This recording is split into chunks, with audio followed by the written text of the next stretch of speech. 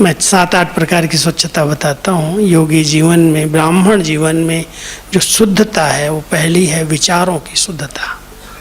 क्योंकि आजकल कलयुग के अंदर हर एक के विचारों में कुछ न कुछ विकार, स्वार्थ, कहीं न कहीं से नेगेटिविटी भरी हुई है और उनके कारण वो मन एकदम अशुद्ध बनता गया है, उसकी चिंतन धारा ही गलत हो गई।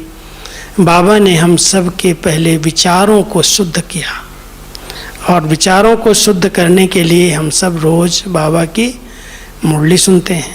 मुरली इसलिए सुनाई जाती है कि आपके विचार शुद्ध हो जाएं। जो उसमें अशुद्धता आई है वो धीरे धीरे अच्छे संग में, अच्छे वातावरण में सत्संग करने से वो समाप्त हो जाती है। तो पहली स्वच्छता या शुद्धता हम कहेंगे विचारों की, संकल्पों की है। और जब संकल्प स्वच्छ, पवित्र, शुद्ध होते हैं तो उसके साथ साथ ब्राह्मणों को नियम बताया जाता है शुद्धता के। शरीर की शुद्धता बहुत ज़रूरी है। आज हम बाबा को भोग लगाते हैं, बाबा के लिए ब्रह्मा भोजन बनाते हैं, ब्राह्मण परिवार को खिलाते हैं, तो कितनी हमारा तन भी स्वच्छ शुद्ध होना चाहिए। इसलिए नियम बनाया गया कि बिना स्नान किए हुए कोई भी भंडारे में नहीं जाएगा, कोई भी किसी चीज़ को टच नहीं करेगा। बड़े अच्छे अच्छे नियम बाबा ने बनाए कि अगर लेट्रिन वगैरह में गए हो तो कपड़े बदलो, वही कपड़े नहीं पहनना, वो अस्वच्छ हो गए, अशुद्ध हो गए।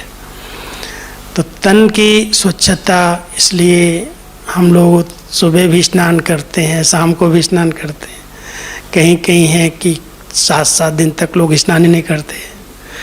पहले जब हमारी विदेश में सेवाएं शुरू हुई तो पहले प्रश्न यही उठे थे कि विदेशी लोग तो ठंडी के कारण जल्दी उठते नहीं हैं और बहुत दिनों में 5-7-8 दिन में स्नान करते हैं। मना ऐसी बातें उनके लिए प्रचलित थी। कैसे ज्ञान में चलेंगे? हमारी इतनी खान पान की शुद्धता है, संग की शुद्धता है, वस्त्रों की शुद्धता है, तन की शुद्धता है, मन की शुद्धता है, और वहाँ तो इसकी ये कल्चर ही नहीं है। भारत के अंदर तो फिर भी आज मंदिर हैं, पूजा पाठ करते हैं, बड़े स्वच्छ रहते हैं, शुद्ध रहते हैं। यहाँ तक भी देखो जो बड़े बड़े मंदिर हैं ना, वहाँ जो भोग बनाने वाले होते हैं वो भी कितना स्वच्छ शुद्ध रहते हैं। एक बार मैं बालाजी मंदिर में गया था। बालाजी मंदिर तिरुपति में है, तो वहाँ पर हमारे साथ दादी जी थी, गुलजार दादी साथ में थी। तो जब हम सवेरे का दर्शन था, स्नान के समय का, और उस समय भीड़ नहीं होती, तो खास जो वहाँ के बड़े थे उन्होंने, अधिकारियों ने कहा कि इस समय आप आओ। तो हम दादी जी के साथ उस मंदिर में जब गए तो पहले तो आरती वगैरह किया, बड़े स्वच्छता से उनको बालाजी को स्नान कराया, फूलों से पहला श्रृंगार किया, बहुत स्वच्छता से। करने वाले कराने वाले भी बड़े स्वच्छ। फिर दादी ने कहा यहाँ के भोग की बड़ी महिमा है, चलो आज इनका भोग कैसे बनता है वो देखने चलते। भंडारे में ले गए, क्योंकि वहाँ के लड्डू बहुत प्रसिद्ध हैं, बड़े बड़े हैं, मावा के बनाते हैं। तो जब हम गए तो करीब बहुत सारे ब्राह्मण थे, बहनें नहीं थी उसके अंदर, सब भाई थे भंडारे के अंदर, और सब बहुत कम वस्त्र थे पहने हुए और एकदम मुंह में पट्टी बांधे हुए, कोई किसी से बोल नहीं रहा था। बड़ी भावना से, बड़ी शुद्धता से वो भोग बना रहे थे। हम लोग गए, फिर भी हम लोगों की तरफ देखा नहीं कि भगवान का भोग बन रहा है, इसलिए इतनी शुद्धता से, जरा भी चप्पल जूते सब तो वहाँ कोई पहन ही नहीं सकता, सब बाहर। लेकिन वहाँ बनाने वाले के विचार शुद्ध हों, तन शुद्ध हो, वस्त्र शुद्ध हों, उस पर बहुत ध्यान रहता है। वो तो चलो मंदिर है, जड़ मूर्ति है, और हम सब तो चैतन्य में बाबा को भोग खिलाते हैं, उनके लिए बनाते हैं। तो कितनी शुद्धता के साथ, कितना प्यार से, भावना के साथ, सब कपड़े भी साफ हों, शरीर भी स्वच्छ हो, मन के विचार भी स्वच्छ हों। इसलिए तो इतनी हमारी परहेज है। लोग कहते हैं ब्रह्मा कुमारी में जाएंगे तो बहुत सारी बातों के नियम पालन करने पड़ेंगे। ये नहीं खाना, इधर नहीं खाना, ये नहीं करना, बहुत सारी बातें उनको लगता है क्या ये नियम बनाए हुए हैं। क्यों ये नियम बनाए गए भाई? किस लिए बनाए गए? पालन करते हो सभी? किस लिए बनाए गए? आत्मा को संपूर्ण पावन बनाना है। जिन देवी देवताओं की आज मंदिरों में इतनी भावना से पूजा करते हैं, श्रद्धा से भक्त जाते हैं, वो देवताओं के मंदिर भी इतने पूज्य तभी बने हैं जब बहुत स्वच्छ हैं, पवित्र हैं, शुद्ध हैं। उनकी दृष्टि देखो, उनका चेहरा देखो, उनका ओरा देखो, आभा मंडल देखो, कितना पवित्रता की आकर्षण है। आजकल के कोई चित्र देख लो, उनकी आकर्षण, जिसको देखते ही संकल्प विकल्प बन जाते, विकारी संकल्प उत्पन्न होने लगते। और वैसे भी सुंदर सजे सजाए मूर्तियां अगर देवियों के देखते हैं, देवताओं के देखते हैं, तो हमारे विचार शुद्ध हो जाते हैं, पवित्र हो जाते हैं। तो वो शुद्धता संगम पर ब्राह्मणों ने इतनी धारण की है, तब तो भक्ति मार्ग के अंदर उसके आधार से इतने अच्छे श्रेष्ठ मंदिरों में शुद्धता के आधार से पूजा हो रही है। उनके दर्शन से लोग प्रसन्न हो जाते हैं। तो हम सब इस साकार में, इस जीवन में रहते हुए पहले अपने विचारों को बहुत शुद्ध और पवित्र बनाएं। किसी के प्रति भी व्यर्थ न सोचना है। जो हैं जैसे हैं सब अच्छे हैं, सब अच्छे हैं। अगर दोष दृष्टि है, किसी की कमी कमजोरी का वर्णन चिंतन है, तो भी बाबा इसको कहते हैं कि ये भी तुमने अपने मन पर, बुद्धि पर किसी के कीचड़े को भर लिया।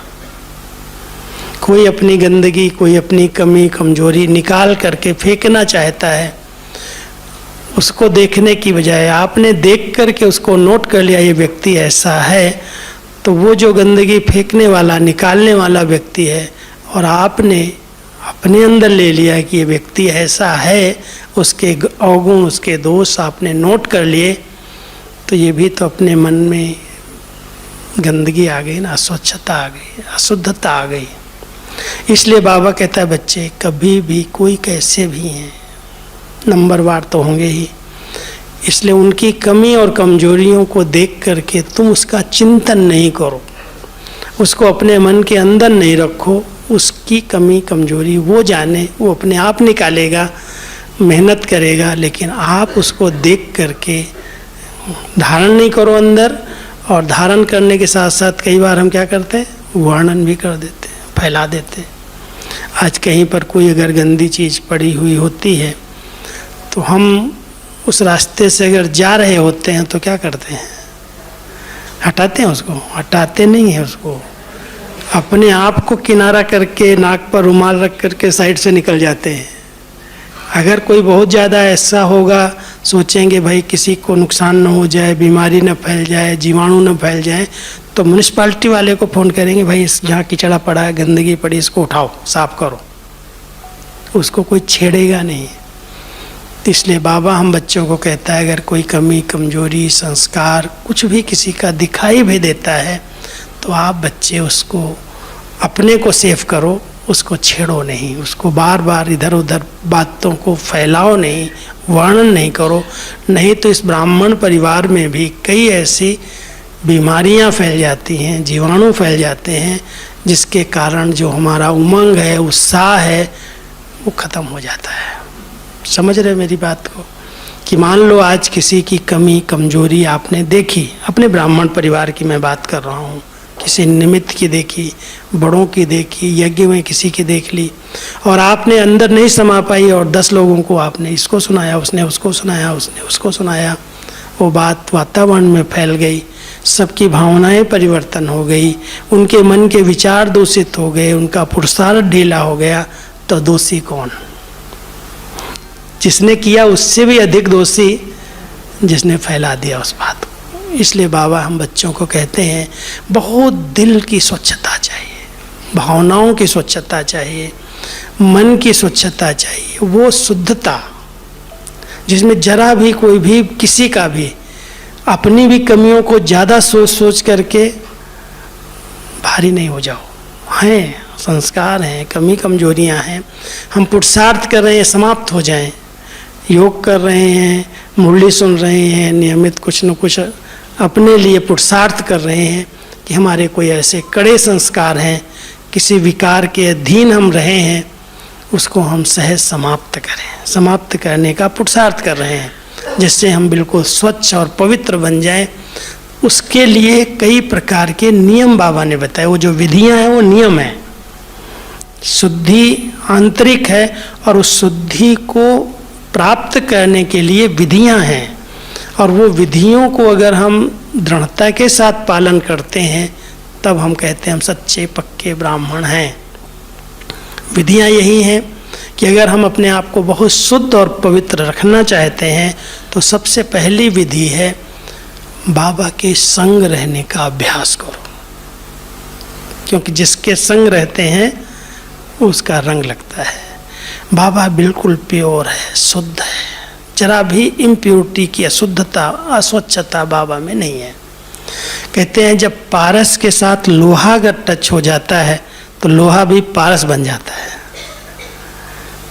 शिव बाबा के साथ, परम पवित्र के साथ अगर हम बुद्धि से संग करते हैं, बुद्धि से उसको समीप अनुभव करते हैं, तो उनकी जो शक्तियाँ हैं, उनकी जो पवित्रता की शक्ति मुझ आत्मा में जब टच होती है तो हमारी अपवित्रता खत्म हो जाती है। विधि ये है। इस विधि को हम बार बार योग में क्या करते हैं, आत्मा और परमात्मा के समीपता का अनुभव करते हैं। पहले हम इस शरीर से अलग हुए, देह मान से अलग हुए, मैं एक लाइट हूँ, मैं आत्मा हूँ, मैं एक चैतन्य शक्ति हूँ। जब अपने स्वस्वरूप में स्थित होकर बाबा को भी समीप देखते हैं, वही लाइट है, वो भी एक प्रकाश पुंज है, वो ज्योति का दिव्य सितारा है। आज तो ब्रह्मा बाबा बड़े प्यार से कह रहे थे मेरा तो डायरेक्ट कनेक्शन है, मैं तो डायरेक्ट से बाबा से कनेक्शन जोड़ता हूँ। तुम बच्चों के आगे थोड़ी ये शरीर की रुकावट आती है, ब्रह्मा को देख लेते हो इसलिए तुम्हारा योग नहीं लगता, तुम्हारे बीच में ये रुकावट बन जाता है। लेकिन इसके बिना उसकी याद भी नहीं आती है। उसका परिचय तो इनके द्वारा ही मिला ना हमको, इसलिए ब्रह्मा बाबा हमारे मार्ग में रुकावट नहीं है। बाबा अपने में कोई मेरे में फंस न जाए इसलिए युक्ति बताता है, लेकिन वो तो हमारे लिए मार्गदर्शक है। और वो जैसे कोई आज आप ड्रिल करो, कोई चीज़ सीखने की इच्छा रखो तो उसके लिए पहले एक गाइड होता है सामने। अगर वो गाइड नहीं है, वो मास्टर नहीं है, आपको गाइड नहीं कर रहा, तो अपने मन से आप क्या कर सकते हैं। तो हमारे लिए तो ब्रह्मा बाबा एक मार्गदर्शक के रूप में, एक शिक्षक के रूप में, खुद करके सिखाने वाले, खुद जैसे कर रहे हैं, जैसे उनकी बैठक है, जैसे उनकी दृष्टि खुली हुई है, जैसे उनकी बुद्धि में, दिल में वही बसा हुआ है, ऐसे ही हम इनको फॉलो करें। भाई ये कैसे कर रहे हैं, कैसे इतनी एज के अंदर ऐसे बैठना, ऐसी तपस्या करना। तो ब्रह्मा बाबा को देख करके हमारा योग टूट जाता है या लग जाता है? लग जाता है। इसलिए ब्रह्मा बाबा ने जैसे पुरुषार्थ करके अपने आप को बिल्कुल प्योर बना लिया और इतने समीप चले गए, जो आज कोई कहे बाप दादा अलग हैं तो अलग कोई कर ही नहीं सकता। साकार मूल्यों में कई बार दोनों की बातें समझ में आती हैं, ब्रह्मा बाबा बोल रहे हैं, शिव बाबा बोल रहे हैं। अव्यक्त बाबा समान जब बने शिव बाबा के, तो अव्यक्त मूल्यों में कोई अंतर दिखाए। जब बाबा बताए गए, ब्रह्मा बोला, तभी हम समझ पाएंगे, नहीं तो दोनों संग में रहते रहते जैसे वो बिल्कुल प्योर शुद्ध पवित्र, ऐसे ही ब्रह्मा बाबा भी उनके समीप पहुँचते पहुँचते उनके समान बन गए। इसलिए अभी हम ब्रह्मा बाबा को शिव बाबा से अलग नहीं कर पाते, कर ही नहीं सकते। दोनों बाप दादा जुड़वा हो गए। हम बच्चों को भी अब ऐसा पुरुषार्थ करना है अपनी अशुद्धता को खत्म करने के लिए। जितना समय हो सके बुद्धि से बाबा के साथ रहने का अनुभव करो। कभी बाबा के पास चले जाओ, अगर उसमें मेहनत लग रही है तो बाबा को बहुत प्यार से बोलो, बाबा ये बहुत शुद्ध स्थान है, इसमें मैं किसी के बारे में कुछ गलत नहीं सोचता, बहुत अच्छे अच्छे विचार करता हूँ, बहुत पवित्र विचार करता हूँ, आप आओ हमारे साथ बैठ जाओ। बाबा को बिठाने के लिए हमेशा गुलजार दादी के शब्द याद होंगे, कहती थी अपने दिल में बिठा लो, बाबा को अपने दिल आसन पर बिठा लो। लेकिन आज कोई वीआईपी को भी कहीं बुलाया जाता है, बिठाने के लिए स्थान देखा जाता है, कहाँ रहेगा, कहाँ बैठेगा, कहाँ किसी से मिलेगा, कितनी स्वच्छता करते हैं। आपको मालूम है जब पहले पहले यहाँ पर प्रेसिडेंट का प्रोग्राम बना था, उस समय ज्ञानी जैल सिंह थे और वो आना चाहते थे कि मधुबन में हमें जाना है, समीप थे, संबंध था। तो जब वहाँ यहाँ आने लगे तो उनकी सिक्योरिटी आ गई पहले। आप उनको कहाँ बिठाओगे, उनके लिए बाथरूम कहाँ है, उनके लिए सिटिंग रूम कहाँ है, वो तो आएंगे लेकिन उनके लिए सब व्यवस्था चाहिए, और नहीं है तो नहीं आएंगे। यहाँ तक भी ओम शांति भवन में जब दिखाया कि यहाँ पर उनका भाषण होगा, प्रवचन होगा, तो कहते सीढ़ी थोड़ी वो चढ़ेंगे, आपको लिफ्ट लगानी पड़ेगी। लिफ्ट लगाओ। फिर ये बाथरूम देखा, बोला इस बाथरूम में उनको ले जाएंगे, नहीं नहीं तोड़ो इसको, ठीक करो इसको। अब ऐसे एक व्यक्ति को इस कलयुग में भी कोई सीट पर, पोस्ट पर है तो उसको बिठाने के लिए, उसके लिए हर प्रकार की व्यवस्था, स्वच्छता, स्थान का ध्यान दिया जाता। हम परम पवित्र शिव बाबा को बहुत प्यार से कहते हैं, बाबा आओ मेरे आसन पर, दिल आसन पर। इस दिल में नहीं, ये तो शरीर का दिल है, लेकिन ये भ्रकुटी आसन बाबा का दिल तख्त है। अगर इस अकाल तख्त पर, दिल तख्त पर बाबा को बिठा करके आप उनकी समीपता का कुछ समय अनुभव करो, 10 मिनट भी रोज करो। बाबा को बुलाओ, उस ज्योति स्वरूप परम पवित्र शिव बाबा को अपने आसन पर बिठाओ और अनुभव करो कि मैं आत्मा उसके साथ एकदम टच कर गई साथ साथ। तो उसका जो संग का रंग है वो आत्मा को लग जाएगा और आत्मा धीरे धीरे जो अशुद्धता है, इम्प्योरिटी है, वो साफ होती जाएगी, स्वच्छ बन जाएगी, पवित्र बन जाएगी। ये विधि है। कभी ऊपर चले गए, परम धाम में गए, कभी शिव बाबा के समीप पहुँचे, निराकारी वतन में, शिवालय के अंदर। कई बार यहाँ जब भोग लगता था, एक दिन की बात सुनाता हूँ, इस हाल के अंदर बाबा आए थे, अव्यक्त बाबा। तो जब बाबा आते हैं तो बाबा को भोग लगता है, बाबा के आगे भोग होता है, और जब बाबा विदाई लेते हैं तो बाबा को डायरेक्ट खिलाते हैं। तो उस दिन भोग आया था, बाबा यहाँ मुरली चला रहे थे, क्लास चल रहा था, और यहाँ बाबा के कमरे में जो नियम के अनुसार नियमित रूप से भोग लगाने वाली संदेशी भोग लेकर के बाबा के कमरे में रख करके भोग लगा रहे थे। तो कुछ एक भाइयों ने इधर थोड़ा सा हंसी में ही बोल दिया कि बाबा यहाँ बैठा है, तुम फोटो के आगे भोग क्यों लगा रहे हो, बाबा यहीं बैठा है, यहीं खिला दो। अब ये बात बाबा को पता चली, बाबा को भी लोगों ने कह दिया कि बाबा ऐसे ऐसे सब कहते हैं कि आप जब यहाँ बैठे हो तो भोग लगाने की क्या ज़रूरत है, अलग से आपको यहीं खिला देते हैं। तो बाबा ने बड़ी अच्छी तरह से गाइड किया कि बच्चे, बाबा भले साकार में यहाँ बैठा है, लेकिन आप बच्चों को परम धाम घर में बुद्धि योग से भोग ले जाना है। बाबा का वहाँ आवाहन करना और वहाँ उनको भोग स्वीकार कराना है, अव्यक्त वतन में बुला करके स्वीकार कराना है। क्यों ऐसा, क्यों बाबा ने कहा कि बाबा के साथ साथ उस वतन की जो एनर्जी है, वो शक्ति है, वो उसके अंदर भर जाएगी। वहाँ की पवित्रता के वाइब्रेशन उसमें आ जाएंगे। आज मधुबन में क्यों आते हैं, मधुबन में भी ऐसा हाल, इससे अच्छे अच्छे स्थान आपके पास भी बने हुए हैं, घरों में भी लोगों ने बड़े अच्छे अच्छे बाबा के कमरे बनाए हैं, लेकिन मधुबन स्थान की वैल्यू क्यों है, यहाँ ही क्यों सब भाग भाग करके आना चाहते हैं?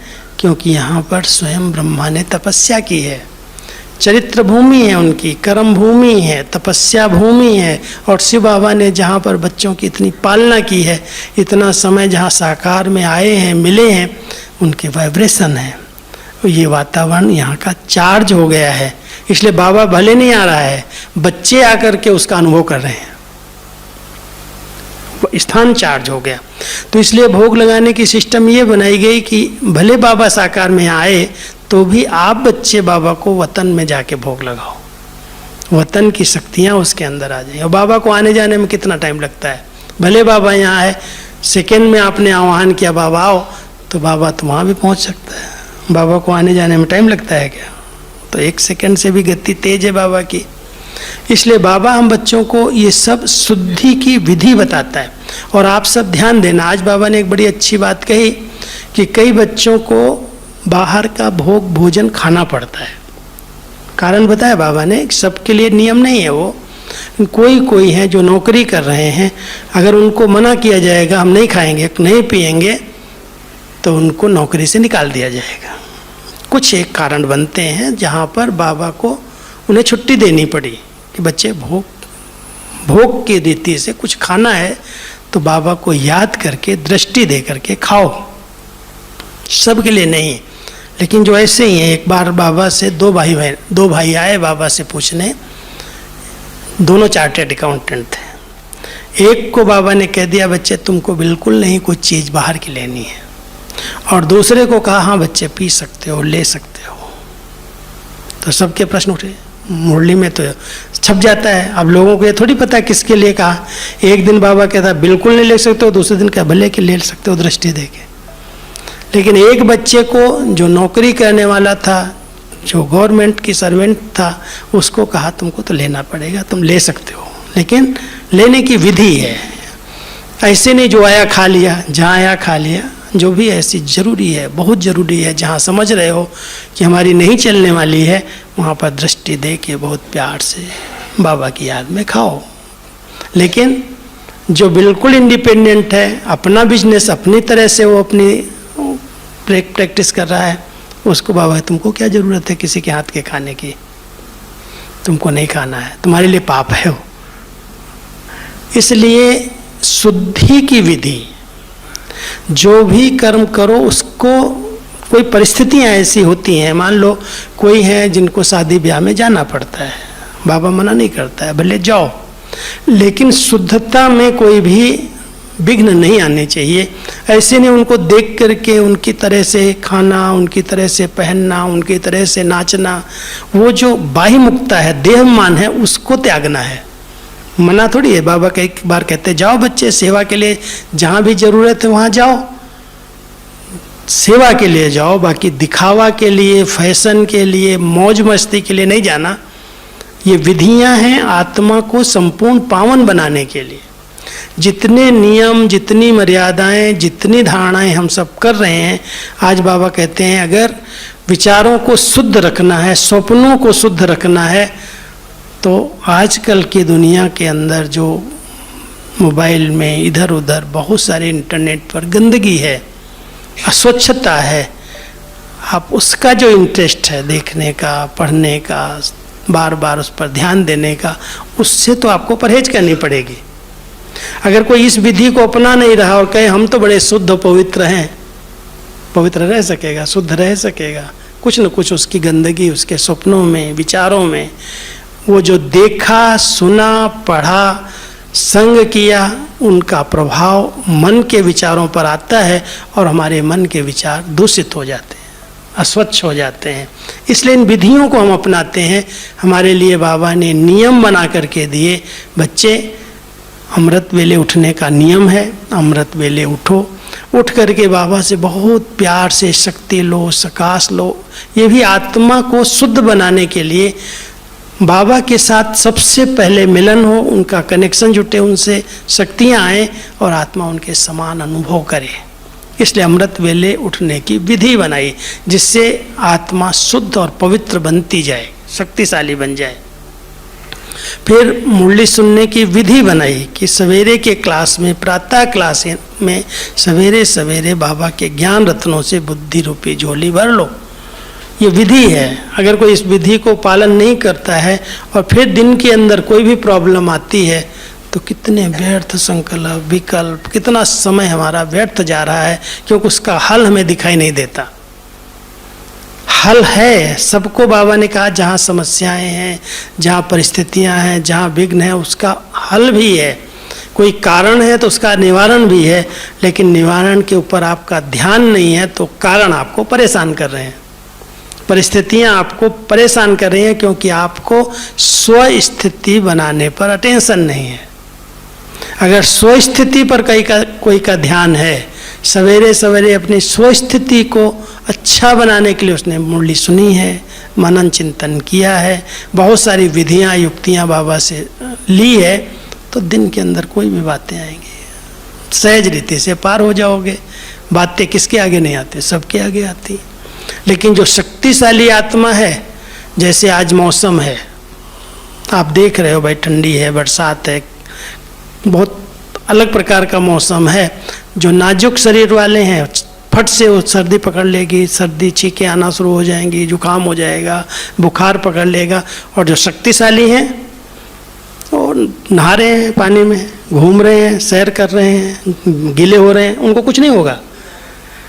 तो ऐसे ही इस मायावी राज्य के अंदर भी हम सबको परहेज रखनी है।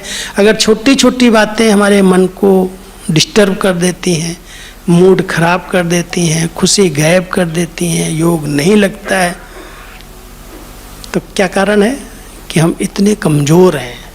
जो जरा भी इस वायुमंडल की बातों को हम सहन नहीं कर सकते हैं, सामना नहीं कर सकते हैं, उनका जो रिस्पॉन्ड देना चाहिए उस रिस्पॉन्ड नहीं कर पा रहे हैं, इसलिए परिस्थितियां हावी हो जाती हैं जिनकी स्थिति शक्तिशाली नहीं है। और शक्तिशाली स्थिति बनाने के लिए विधियां बाबा ने बताई हैं। खूब अच्छी तरह से मुरली का अध्ययन करो, बार बार चिंतन करो, रात को सोते समय एक पेज भी कम से कम बाबा के अच्छे अच्छे महावाक्य पढ़ लो, वरदान पढ़ लो, कोई अच्छी एक मुरली उठा करके अव्यक्त बाबा की पढ़ लो। आपका चिंतन अच्छा हो जाएगा, शुद्ध हो जाएगा, और सवेरे उठोगे वही उसी तरह के विचार चलने लगेंगे। अब विधियां हम नहीं अपना रहे हैं और शुद्धि हम चाहते हैं, तो शुद्धि के लिए विधि है। कोई भी कार्य अगर शुद्धि और विधि से किया जाए तब बाबा कह देगा ये मेरा बच्चा पक्का सच्चा ब्राह्मण है।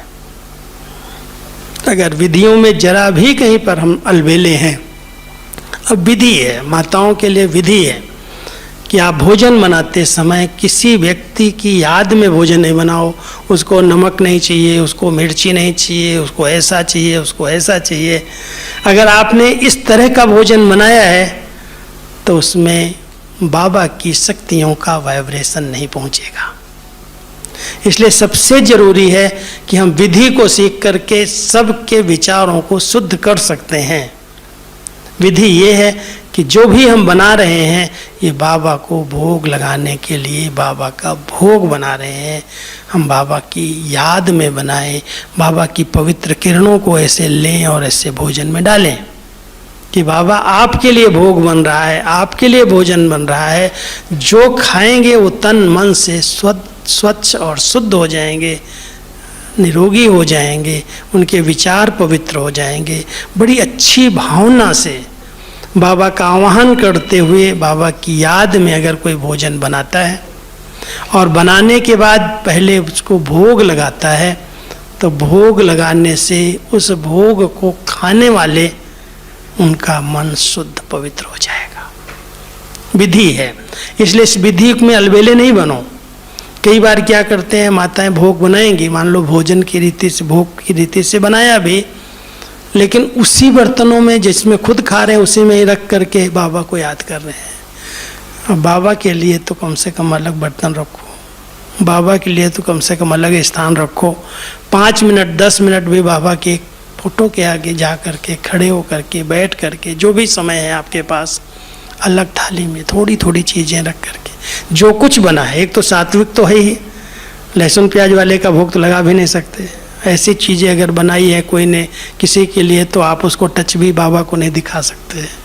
इसलिए ध्यान देना, पहले बहुत शुद्धता है, सात्विकता है, और फिर विचारों की शुद्धता से बनाया गया है। फिर बाबा को भोग लगा करके बाबा के वाइब्रेशन, बाबा की शक्तियाँ उस पर डाली गई हैं। वो शुद्ध भोजन जिस आत्मा को खिलाओगे, जो खाएगा, उसका मन, उसके विचार शुद्ध हो जाएंगे। इसलिए कहते हैं जैसा अन्न वैसा मन बन जाता है, और जैसा मन वैसा ही उसके तन पर प्रभाव पड़ता है।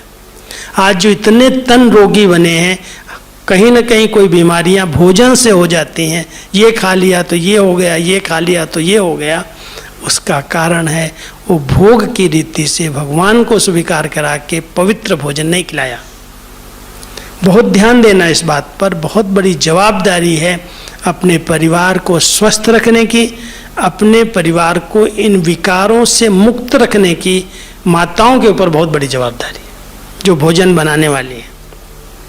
बहुत प्यार से, बहुत सच्चे मन से, खुशी खुशी से, खुशी के वाइब्रेशन भर दो उसके अंदर। खाने वाले के गम दूर हो जाए, उसका दुख दूर हो जाए। भोजन में वो शक्ति है। लेकिन वो बनाने वाली उस विधि से बनाए और बाबा को भोग लगाने के बाद, उसके पहले किसी की दृष्टि नहीं पड़नी चाहिए। उसके पहले कोई ऐसे नहीं आकर के जूठा कर दे और फिर को बाबा को मैं भोग लगाते। बहुत बहुत प्यार से, शुद्धता से, पवित्र विचारों से, वस्त्र भी शुद्ध हैं, तन भी शुद्ध है, सब प्रकार की शुद्धता के बाद ही भोग हम बाबा को खिला सकते हैं। और वो जब भोग खिलाएंगे, और जब उस बाबा तो खाएगा नहीं, बाबा तो कहता मैं वासना लेता हूँ, मैं उसमें शक्ति भरता हूँ, लेकिन उसको जो खाएंगे बहुत पवित्र और शुद्ध बन जाएंगे, उनके विचार शुद्ध हो जाएंगे, उनकी मनोवृत्तियाँ बदल जाएंगी। अगर उनके बाद बहुत विकारी ख्यालात आते हैं वो भी खत्म हो जाएंगे। तो विधि हमारी शुद्धि को बढ़ाती है। इसलिए जितनी विधियाँ बनाई गई हैं, हमारे संकल्पों के लिए विधि है, हमारी स्मृति के लिए विधि है, हमारी दृष्टि के लिए विधि है, हमारे बोल के लिए विधि है, हमारे कर्म के लिए विधि है, हमारे व्यवहार के लिए विधि, सब प्रकार के नियम, विधि माना नियम, बाबा ने हमें बना करके दिए हैं। कहा बच्चे ये तुम्हारे मन के लिए लक्ष्य मन रेखा है, ये तुम्हारा लक्ष्य है। मन इस लक्ष्य से विचलित नहीं होना चाहिए, बाहर नहीं जाना चाहिए। आप सब इन नियमों को यथार्थ समझना। इन विधियों प्रमाण अगर चलेंगे तो मन शुद्ध पवित्र हो जाएगा, विचार शुद्ध हो जाएंगे। कोई भी कार्य आप करेंगे उसमें सफलता आपके पीछे पीछे आएगी, क्योंकि विधि पूर्वक किया गया कर्म ब्राह्मण जीवन में सफल न हो ऐसा हो ही नहीं सकता। सफलता ब्राह्मणों का जन्म सिद्ध अधिकार है, हमारा जन्म सिद्ध अधिकार है सफलता प्राप्त करना। लेकिन अगर नहीं मिल रही है, कोई भी कार्य में सफलता नहीं दिखाई दे रही है, तो विधि को चेक करना, किस विधि का उल्लंघन किया। अगर मान लो कोई कार्य करने आप जा रहे हो और जाने के पहले आप सोच रहे हो ये कार्य तो होगा ही नहीं, करने वाला व्यक्ति ठीक नहीं है, वो तो बिना पैसा लिए, बिना कोई घूस लिए कर देगा ही नहीं। क्या संकल्प आपने भेजा? शुद्ध भेजा, अशुद्ध भेजा? और वो संकल्प भेजने के बाद आप गए कार्य कराने के लिए, संकल्प में ये भरा है, वहाँ पर वो भेज दिया, और उससे आप कोई काम कराना चाहोगे बिल्कुल नहीं करेगा आपका। और अगर उसी जगह पर अपने शुद्ध विचार किया कि हम तो निस्वार्थ भाव से, बड़े अच्छे संकल्पों से कार्य कराने के लिए जा रहे हैं, वो आत्मा अवश्य करेगी, वो तो सदा सहयोगी है, सदा स्नेही है, क्यों नहीं करेगी, ये तो इतना श्रेष्ठ कार्य है, अवश्य होने वाला है, तो वो कार्य अपने आप जाते ही आपका लेगा और साइन कर देगा, दे देगा आपको, हो जाएगा। विधि है, और इस विधि को अगर यथार्थ रीति से हम यूज करते हैं, सेवाओं में हम जाते हैं, मान लो किसी गांव में आपको भेजा जाए, कहो वहाँ तो लोग सुनने वाले नहीं हैं, वहाँ तो फलाने फलाने धर्म को मानने वाले हैं, सब स्वामीनारायण वाले हैं, सब फलाने हैं, यहाँ कोई सुनेगा ही नहीं। अब आपने पहले ही बीज बो दिया, नहीं सुनेगा, जाओगे तो आपका सुनेगा क्या? विधि आपने गलत अपना ली, क्यों नहीं सुनेगा? कहते बाबा तो कहते जहाँ ब्राह्मणों के कदम है वहाँ पर कोई ना कोई फूल निकलेगा, पदम है। आज विदेश में जब गए ना बाबा के बच्चे, तो बाबा को यही बातें कहते थे। बाबा कहते थे बच्चे जहाँ जा रहे हो पहले वहाँ सेवा करो, जहाँ ब्राह्मणों के कदम पड़ेंगे वहाँ जरूर कोई ना कोई आत्मा है, तब तो आप जा रहे हो वहाँ। जितना पॉजिटिव विचार लेकर के गए, वहाँ देखो कितने लोग आने लगे। सवेरे अमृत वेले आज हम भारत के सेंटर पर जाते हैं, कई कारण होंगे, मैं नहीं कहता, लेकिन यहाँ पर अमृत वेले योग में देखो तो सब आए हैं, जो बैठे हैं आकर के वो भी झूम रहे हैं। कोई तो आएंगे ही नहीं, कोई तो थके हुए होंगे। लेकिन हमने वहाँ देखा सेंटर्स पर सुबह सुबह 4 बजे, लंदन में देखो, अमेरिका में देखो, इतनी ठंडी के बीच में, जो हम सब कभी सोचते थे वो कभी उठते नहीं होंगे। मैं आपको बताऊं, मैं लंदन में गया तो मेरे क्लास में एक दिन 700 लोग थे, 700 लोग लंदन के क्लास में। सवेरे सवेरे 4 बजे आ गए योग करने, अमृत वेला करने के लिए, मुरली सुनने के लिए। क्या है, भावनाएं हैं, प्राप्तियां हो रही हैं। और स्नान पानी करके आते, इतनी ठंडी में बर्फ पड़ रही है, ठंडी के अंदर आते हैं, लेकिन फिर भी उन नियमों को पालन करने में नंबर 1 है। हम सब अलबेलेपन को छोड़ें। बाबा ने जो विधियां बताई हैं बहुत स्वच्छता से, पवित्रता से, बहुत नम्रता से, हर बात में हमारा कल्याण समाया हुआ है। ये नियम हमारे कल्याण के लिए बाबा ने बनाए हैं, ये हमारे बंधन नहीं है, ये कल्याण के लिए श्रीमत है। अगर हम उसको यथार्थ पालन करते हैं, नियमों पर चलते हैं, तो वो सिद्धियां अपने आप प्राप्त होती है, सफलता अपने आप मिलती है। तो जहाँ यथार्थ विधि है और यथार्थ विधि से जितनी आत्मा शुद्ध और पवित्र विचार लेके चलती है, उसको सफलता जरूर मिलती है। इसलिए हम सब बाबा के बच्चे सच्चे पक्के ब्राह्मण बने, उसके लिए एक तो संग की बहुत परहेज करना। जो व्यर्थ बोलने वाला है, जो व्यर्थ चिंतन करने वाला, पर चिंतन करने वाला व्यक्ति है, वो हमारा दोस्त नहीं है। उसके संग में बैठोगे तो आपकी बुद्धि में कहीं नहीं कहीं गंदगी भर देगा। फलाना ऐसे करता है, फलाना ऐसे करता है, वहाँ ऐसे होता है, बातें तो बड़ी बड़ी करते हैं, लेकिन ऐसे करके आपका सब कुछ सुना देगा, बुद्धि गंदी हो जाएगी। इसलिए कोई भी गंदगी को बुद्धि के अंदर जाने नहीं देना, वो अशुद्धि है। इसलिए संग की बहुत परहेज, भोजन की बहुत परहेज करने वाली आत्मा शुद्ध रह सकती है। अगर शुद्ध नहीं है तो ब्राह्मण नहीं है। इसलिए सबसे पहले ध्यान देना कि संग क्या करना है, पढ़ाई क्या करनी है, भोजन कैसे करना है, अन्य नियम जो हैं, अमृत वेले योग कैसे करना है, मुरली कैसे सुननी है, नुमाशाम योग कैसे करना है, और रात्रि सोने के पहले की स्थिति कैसी बनानी है। रात्रि में सोने जाते हैं, अगर टीवी देखते देखते सो गए, चलो टीवी नहीं देख रहे हैं तो मोबाइल देख रहे हैं, और देखते देखते इधर उधर घूमते वर्ड का सैर करते करते चले गए, सो गए, तो स्वप्न क्या आएंगे, अमृत वेला कैसा होगा। अब ये नियम, ये विधि को आप उल्लंघन कर रहे हो, कहते हो मेरा योग नहीं लगता है, मुझे अमृत वेले नींद आती है, मेरे को मज़ा ही नहीं आता है, क्योंकि विधि आपकी शुद्ध नहीं है, ठीक नहीं है। बाबा ने कहा बच्चे रात को सोने के पहले कम से कम 10 मिनट बाबा की याद में बैठो, बाबा को अपना सारा पोता मिल दो। आज की दिनचर्या मेरी इस तरह से व्यतीत हुई है, इस श्रीमत का छोटा मोटा उल्लंघन हुआ है, आगे के लिए मैं ध्यान रखूँगा, संकल्प करता हूँ फिर से ऐसी बात नहीं होगी। बाबा को सुनाया, हल्की ड्रेस पहनी, पहले गीत बजता था सोने के समय, सो जा राजकुमारी, सो जा राजकुमारी, और जब जगने का समय होता था तो गीत बजता था जाग सजनिया जाग। रात को राजकुमारी थी और रात को सो करके जब सवेरे उठी तो सजनी के रूप में उठी। क्यों अंतर आ गया? राजकुमारी क्यों कहा? राजकुमारी कोई चिंता नहीं है, निश्चिंत स्थिति है, सब कुछ बाबा के हवाले किया और बिल्कुल लाइट ड्रेस में हल्के होकर के राजकुमारी की तरह बिल्कुल बेफिक्र होकर सो जाओ, कोई फिक्र नहीं है। लेकिन जब उठे फिर से कार्य व्यवहार में आना है तो सब घर की सजनियाँ जानते हैं कितनी जवाबदारी होती है, बच्चों को तैयार करना, सफाई करनी, ये करना, ये करना, बहुत सारे कार्य होते हैं।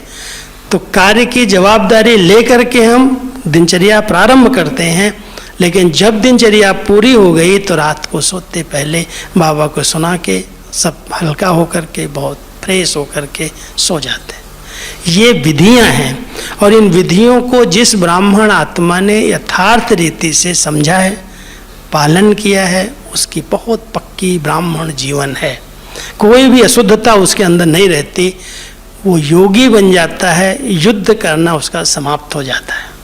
अभी तक युद्ध करते, मान लो आज कोई 10 साल 15 साल 20 साल से ज्ञान में चले और फिर भी एक एक विकार को, काम को जीतने में उसको विघ्न आ रहे हैं, मेहनत लग रही है, क्रोध को जीतने में इतनी मेहनत लग रही है, छोटी छोटी बातों में डिस्टर्ब हो जाता है, मूड खराब हो जाता है, खुशी गायब हो जाती है, आवेग आ जाता है, आवेश आ जाता है, किसी से ईर्ष्या हो रही है, किसी से नफरत है, किसी से बहुत प्यार हो गया, कहीं आकर्षण है, कहीं विकर्षण है। ये सब क्या है? ये सब अशुद्धता है। और इस अशुद्धता को हम तभी समाप्त कर सकते हैं जब हम विधि पूर्वक अपनी दिनचर्या को पालन करें। जो विधियां बाबा ने अमृत वेले से रात्रि तक सोने तक बनाई हैं, आप एक एक बात को समझ करके श्रीमत क्या कहती है उसी प्रमाण चलते चलो। ये बड़ी सहज योगी जीवन है, योगी जीवन है। योग लगाने वाले हम नहीं हैं। लगाया तो 1-2 घंटा जाएगा, जीवन तो सदा काल के लिए होती है। खाना पीना रहना घूमना खुश्क जीवन नहीं है, सुस्त जीवन नहीं है, मस्त जीवन है, योगी जीवन है। तो उस योगी जीवन का आनंद लो और हर नियम मर्यादा को, विधि को यथार्थ रीति से पालन करो। जितनी आत्मा शुद्ध और पवित्र बन जाएगी उसको बाबा के सदा साथ का अनुभव होगा, सफलता का अनुभव होगा। जो संकल्प करेगी वो सिद्ध होने लगेगा। तो हमारे बोल के लिए भी श्रीमत विधियाँ मिली हुई हैं। कम बोलो, धीरे बोलो, मीठा बोलो, जितना जरूरी है उतना ही बोलो। कर्म के लिए भी है, जो कर्म करो उस आत्मा को सुख मिले, दूसरी आत्मा उसे सुख की अनुभूति करें। सुख दो सुख लो। कर्म योगी बन करके कर्म करो। कर्म करके बाबा को अर्पित करके करावन हार ने करा दिया, निमित्त हूँ, निर्माण बन करके रहो। ये सब विधियां हैं और इन विधियों को अगर यथार्थ रीति से हम पालन करते हैं तो आत्मा बहुत शुद्ध पवित्र संपूर्ण पावन बनती जाती है। और संपूर्ण पावन आत्मा ही सच्चा पक्का ब्राह्मण कहला सकती, वही ब्राह्मण फरिश्ता बन सकती है। ठीक है कि समय पूरा हुआ। ओम शांति। ओम शांति।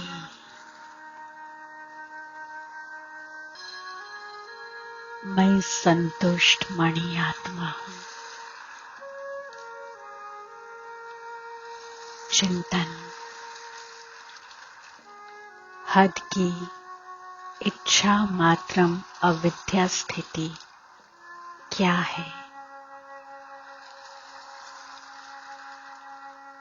योग अभ्यास।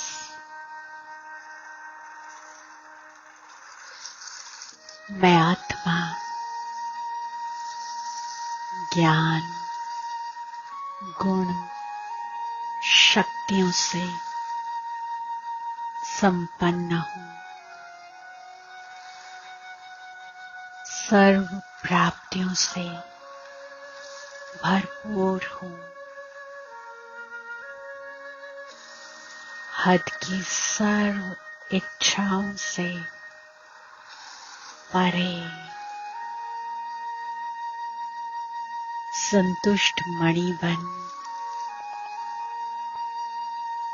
संतुष्टता की किरणें फैला रही हूँ।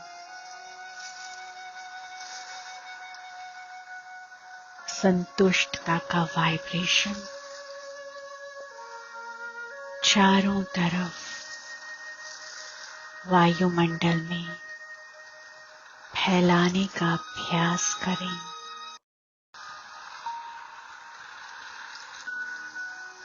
चलें आज चेक करते हैं अपने मन की तिजोरी को, जिसमें मुझ आत्मा की सारी संपत्ति है। ज्ञान के रत्न, गुणों के हीरे और शक्तियों की मणियां हैं।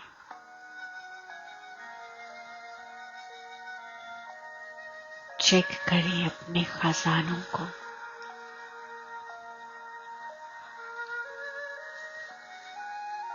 सारे खजाने भरपूर हैं। कहीं कोई लीकेज तो नहीं है। सूक्ष्मता से चेकिंग करेंगे।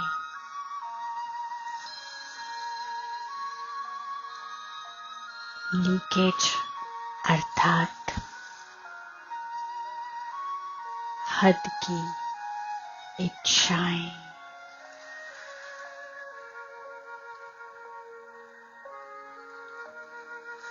जहां हद की इच्छाएं होंगी वहां पर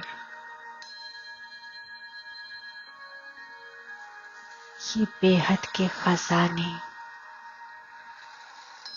टिक नहीं पाएंगे।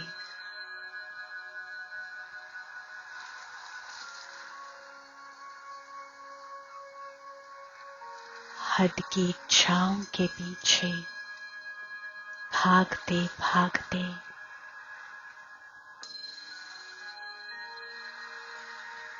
मैं आत्मा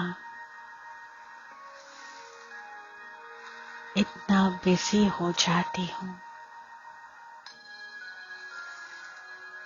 कि मेरा इन अविनाशी खजानों की तरफ ध्यान ही नहीं रहता और पता भी नहीं चलता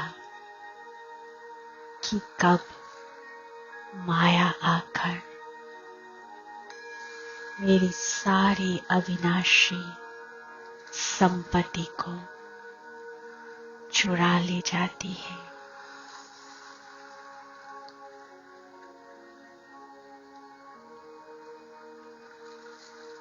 मेरी सारी संकल्प शक्ति हद की इच्छाओं के पीछे भागते भागते खर्च हो जाती है।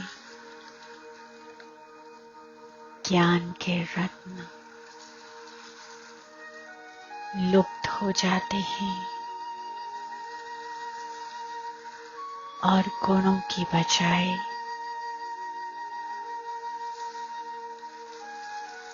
अवगुण इमर्ज होने लगते हैं।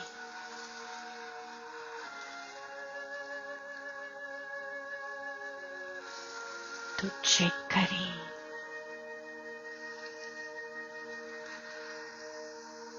मेरे सभी अविनाशी खजाने मन रूपी तिजोरी में भरे हुए हैं। स्वयं को स्मृति दिलानी है कि मैं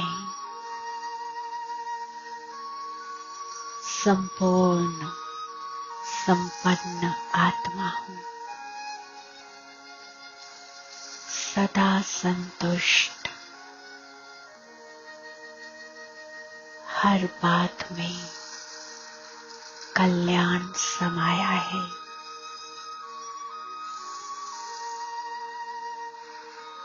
सर्व प्राप्तियों की खान मुझे मिल गई है। अब हद के कंकड़ पत्थरों के पीछे मन को भटकाना नहीं है।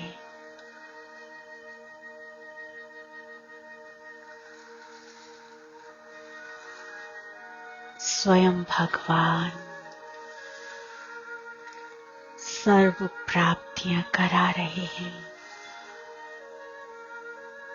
अमूल्य अविनाशी ज्ञान रत्नों का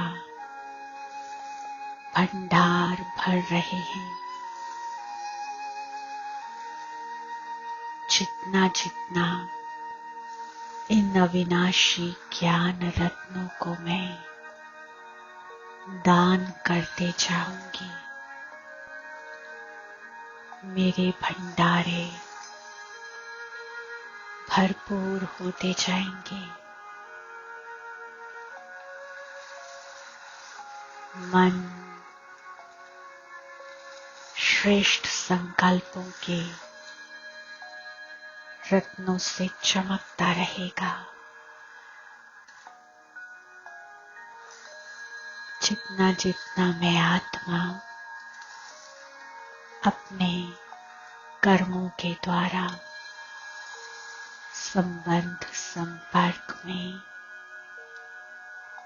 गुणों का लेन देन करती रहूंगी, उतना ही मेरे भंडारे गुणों के हीरों से सजते जाएंगे। परिस्थितियों में समृद्धि स्वरूप होकर जितना जितना मैं शक्तियों को यूज करते जाऊंगी, उतना ही मास्टर सर्वशक्तिवान बन मैं आत्मा दिव्य मणि के समान चमकती रहूंगी।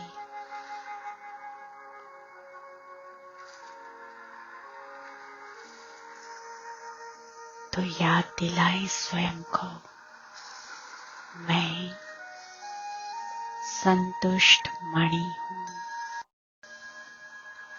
मैं संपूर्ण तृप्त आत्मा हूं।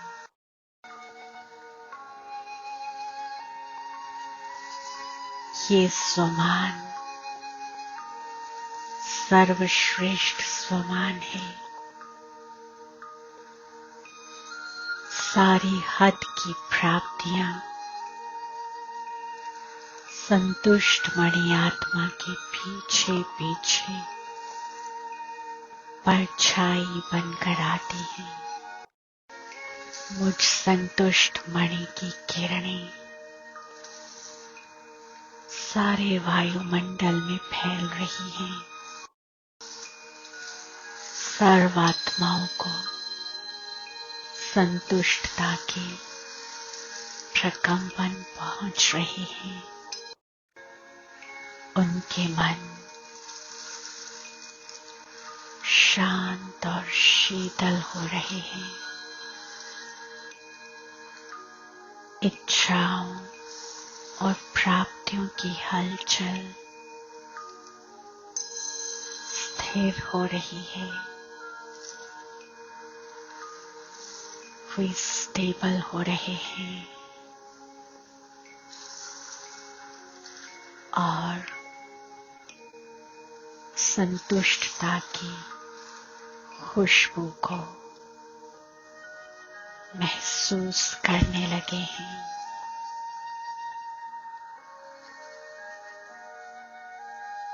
ओम शांति।